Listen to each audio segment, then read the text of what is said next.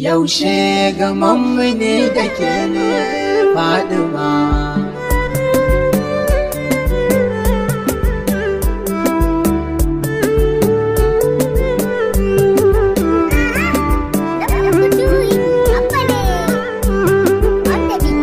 Yaushe gamanmu ne da ke ne Fadima.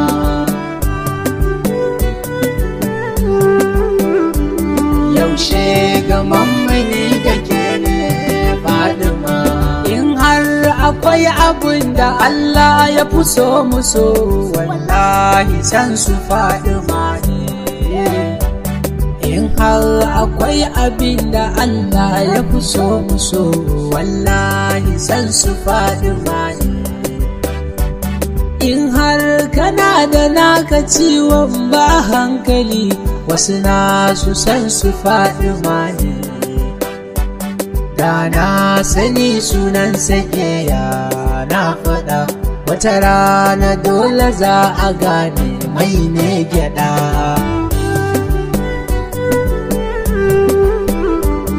Allah ka ban abin da ba a baiwa sha'iri, in fito in sake taje kayi. Ba dan hali ba dan isar a majiyar waban sakon gida in kai shi layi. Allah ka duba arzikin na ka bani so mai sa rijalu kas da kayi. Kai mun ado da santa shi ne burina, kullum ya bambatula shi ne aiki na. Yaushe gamanmu ne da ke ne Fadima. Allah ka ƙara yin salati mara da adadi, mai zar da ba kamar shi. Sarki Ubangidan halitta, adadin yaban ya wuce yawan zama da tashi. Saka alihi kasa sahabu, ina gaida su a yaban kasa da mabiyan shi. Ga tamburan jinin batu shehana tijjana koyina a fadar kanar suna.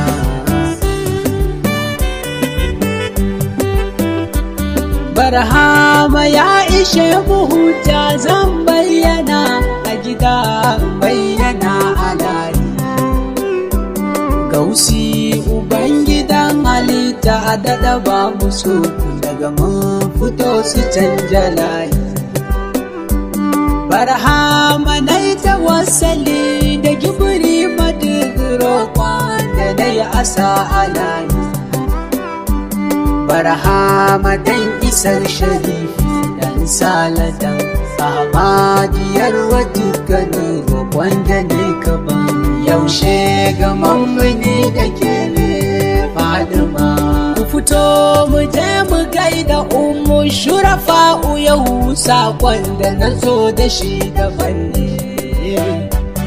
Assalatu wassalamu alaiki Fadima, mun zo mu doka tambari. Keke kadai Allah ya baiwa, rawaninki yau bai ba kowa bake daban ne. Kurmin baki batulakin girma hankali, wane mutum ya san kimo mai 'ya'yan Ali.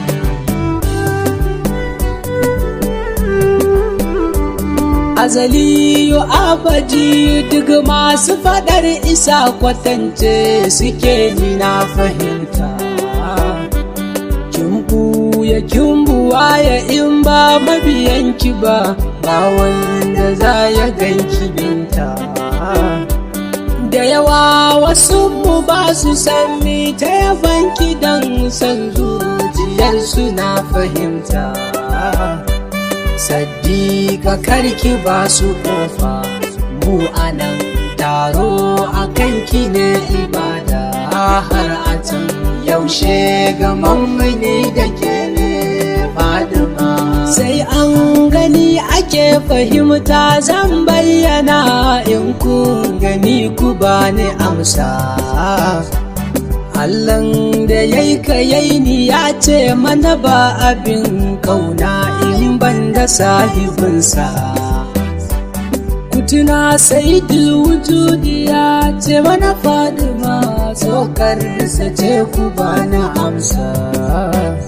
To ashe duk wani abin halitta za ya so Zahra shi ya sa na nace kai ma ka so.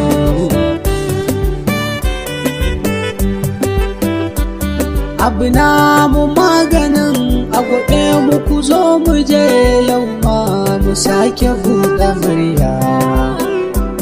Mu sanarwa dukkanin halitta san sayida Zahra wuce cikar wilaya. Hasken gidansu ne ya haske duka kaunuka mai kin batun mu sai ka shirya. Tafin hannunmu baya kare rana ashe daga na yamowa zuciyarsu suke ji ashe. Yaushe ga mammani da ke ne Fadima. Kaifin wuka daban da zarto rawaninta yau ke sake tage kan halitta. Ku faɗa in sun faɗa ku maida musu Fadima ita ce sinadarin halitta. In ban da ma rashin rabowa zai baka yau bayan Batula zo ka furta. Duk inda arziki ya zauna Zahra ce, har inda babu arzikin ma kadarin ta ce.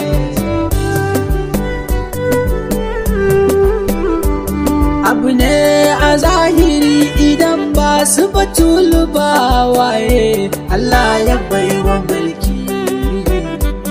Ko hasada jininka ne to za ka bar mu yau domin jiginmu babu mulki. Ƙaunar ta ce gaban ibada babu arzikin da ya kai ƙaunar ta na sunoki. Kai duk uban da ba ya san Fadima ya bani ni dai da san gidan Rasulullahi na gino. Yaushe ga mammani da ke ne Fadima.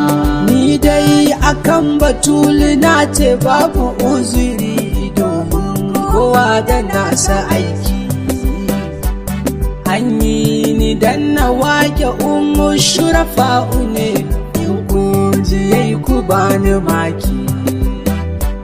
Tafiya muke zuwa kiyama guzurin budu yailo muna taɓa ta aiki.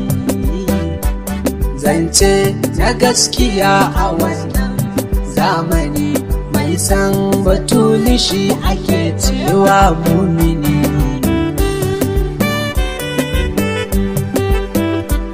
Kukan kurciya jawabi sanadin yaban da nake wa Zahra an kasani. Ni na yi kiɗan ni na yi waƙar sai da na zo ki ƙara bani. Ki wadata zuciya da san ki mun lamunin hidima ta ko'ina a gani. Maulati dan Sharifu Shehu ban Abida domin abban Zaitun da Damin so sajida.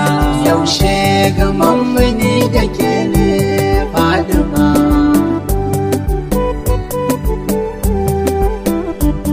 Yaushe ga mammani